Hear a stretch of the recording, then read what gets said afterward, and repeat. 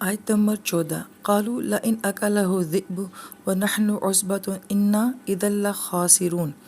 اور وہ بولے کہ ہم ایک مضبوط جماعت کی شکل میں ہیں، اگر پھر بھی بھیڑیا اسے کھا جائے تو ہم تو بالکل ہی گئے گزرے ہوئے ہوئے۔ اور اس کا ایک ترجمہ یہ بھی کیا جا سکتا ہے کہ پھر تو ہم بہت بڑا نقصان اٹھانے والے ہو جائیں گے۔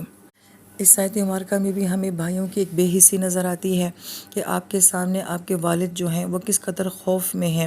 اور وہ کتنا ڈر رہے ہیں، لیکن آپ کو اس سے کوئی پرواہ نہیں ہے کہ وہ کس بات سے ڈر رہے ہیں، وہ کس قدر خوف زدہ ہیں، یہ جدائی ان کو کیا دکھ دے گی۔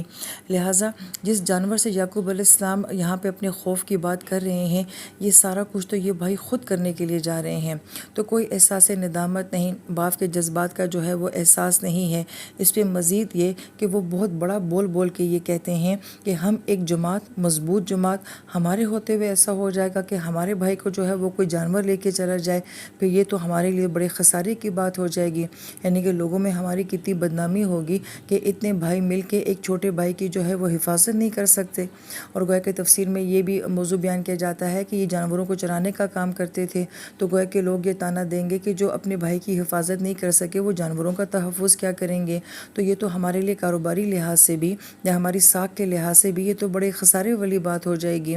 تو یہاں پہ بھائیوں کا اتنا یقین دہانی کروانا، اتنی دلائل کے ساتھ جو ہے وہ بات کرنا، اور اس کے پیچھے ان کا مقصد کیا ہے کہ اپنے والد کو دکھ دینا، اذیت دینا، تو ایک اولاد کی بے حسی جو ہے وہ یہاں پہ نظر آتی ہے۔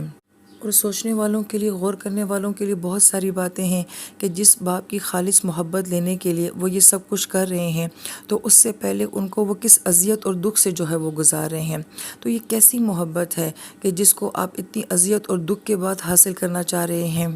لہٰذا ان کی محبت پہ بھی بہت بڑے سوال کھڑے ہو جاتے ہیں کہ یہ کیسی محبت ہے۔ تو ہو سکتا ہے کہ جس کو یہ محبت کہنا چاہ رہے ہیں، اپنے باپ کی توجہ کہنا چاہ رہے ہیں، یہ محض ان کے اندر کا حسد اور بغض ہو۔